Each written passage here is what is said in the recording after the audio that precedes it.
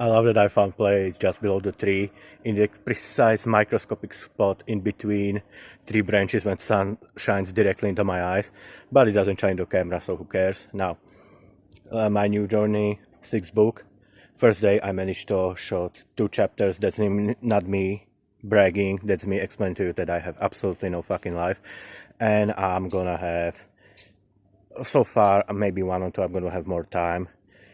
Honestly, if you write 10,000 chapters, only if you write one word, that's always better. It's always something. Write one word every day or write 10,000. That doesn't matter. It matters in terms of how long you finish your book, and honestly, more you do something, more you learn. I always try to write as much as I can, which itself doesn't actually make you better. The myth we all heard about 100,000 hours or whatever, so to put into something before you reach mastery.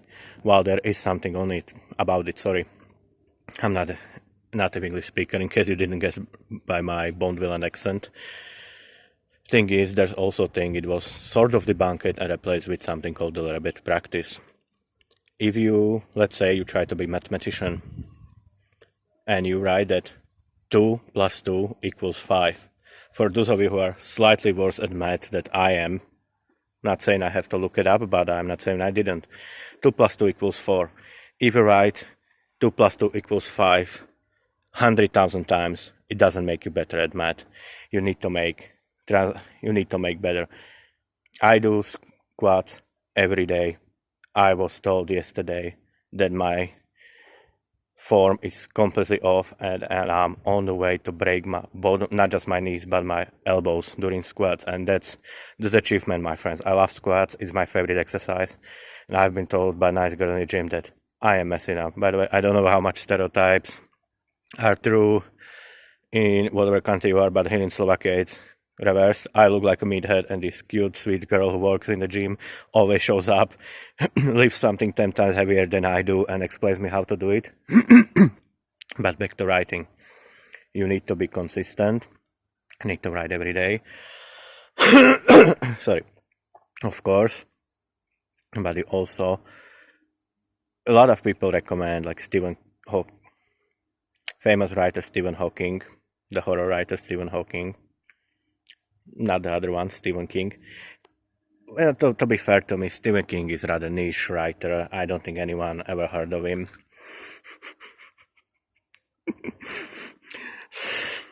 I'm gonna take photo of my dumb face for thumbnail. Stephen King says, write for yourself.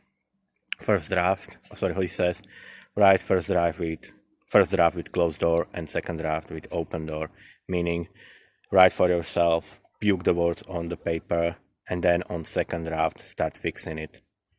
That is good idea, and I sometimes do it for sake of this. I do that, but I also like to think about, just play in my mind what I'm gonna do in second draft. Usually my second draft are full rewrites, and I start going through at least 1 or 2 things with each chapter that I can talk about. And just so this is not about me, because I love people talking about their life, I'm Slavic, ignore that, about their life, about their cool stuff. I'm not a good person, I'm just hustling like anyone else. And thing is, I don't think it's gonna be much interesting video for you if I don't dig something I learned and give it a tip for you. And also, let's be clear something, you might get a very wrong idea that when I'm giving tips that I'm better than you. I am not. I'm just learning from my mistakes. And if you feel like giving me tips in comments on writing or this garbage vlog, I'll be only happy. Now, first chapters, about 50. I like to keep them short. Between 1,000 and 500 words, so 1,500 and 2,000 words. It usually comes, at least in my world, between 5 or 6 pages. Like I said, very short and sweet. My chapters right now are shorter than short stories I write, and I'm writing epic fantasy. It's gonna be at least 100 or 200,000 words long, but I figured out that since I'm naturally overwriter, when I give myself shorter span, I try to force myself. I force myself to be more condensed. and just like in trying to be 5 minutes which just passed. So I'm gonna split to make just one tip. In future I'm gonna try to make just one good tip per video, and with this I go in first chapter. I had a scene, I have mercenary and his wife. This isn't pro-feminist, this isn't anti-feminist. I just saw once documentary about European mercenaries. Well, I'm from Europe, but Western European mercenaries, and explained that while mercenaries fought in Renaissance, their wives were almost like their teammates. Like in present day, MMA fighters have their teammates, their cutman, their medic. And they explained that while mercenaries was fighting, their women did what housewife would. They cook, they clean, they took care of children. I'm not saying that's all the wife is good for. Okay, let's clear that out. But also they explained that wives, since mercenaries, even if they had good money, they weren't exactly rich people. They would also take care of minor injuries. They would be looting bodies on the battlefield, looking for boot or money or anything, for ammo, for black powder, for muskets, for guns, anything their husbands could use. They would be selling, they would be helping, they would basically keep the camp going. I really like this idea to make this like, I like this dominant submission. I cannot do it, but the switcheroo, if anyone here is interested in BDSM or DS, it's not just about tying up and slapping.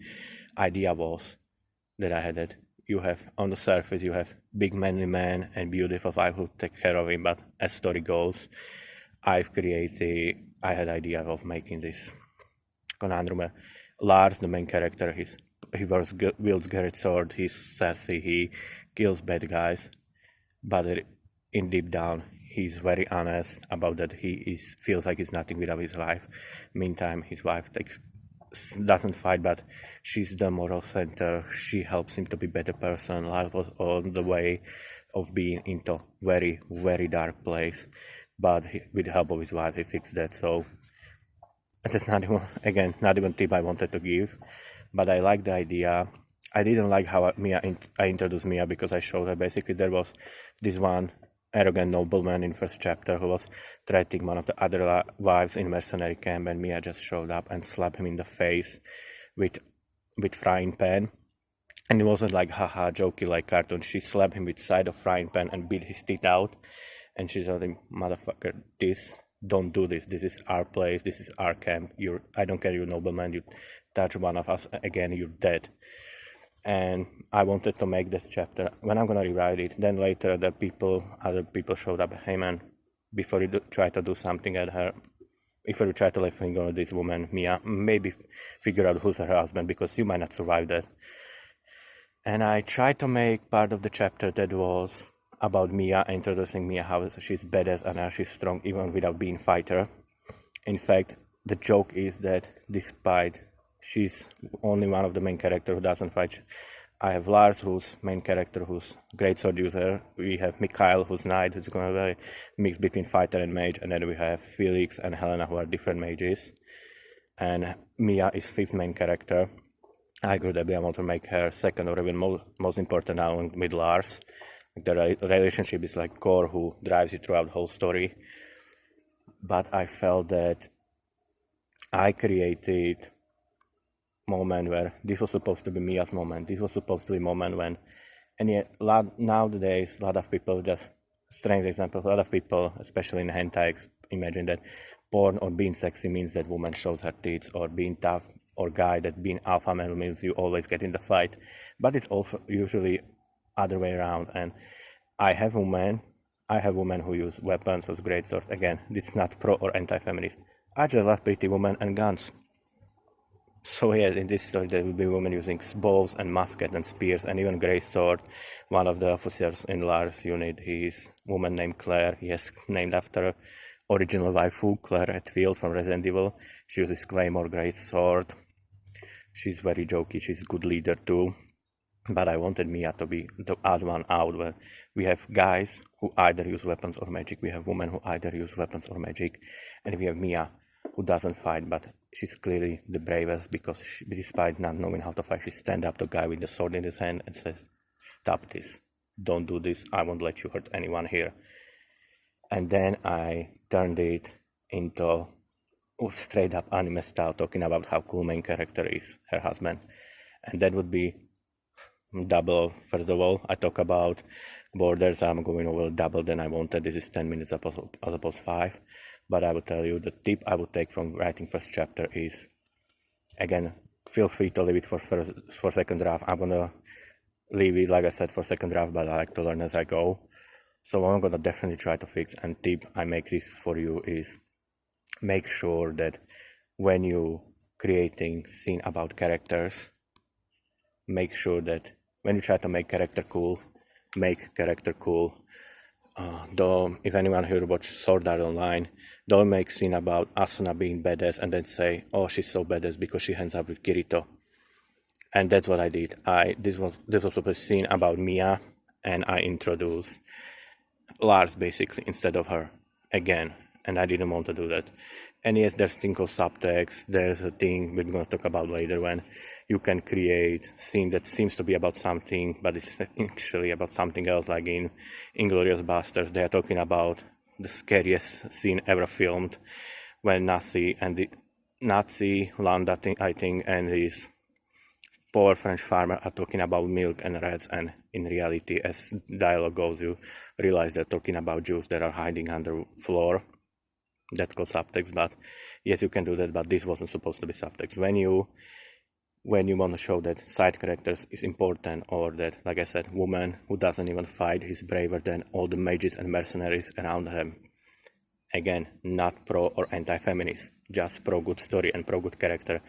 Don't do the mistake I did of adding literally 2 sentences that diminish whole scene and may put spotlight on someone else. With that, thank you for listening and stay awesome.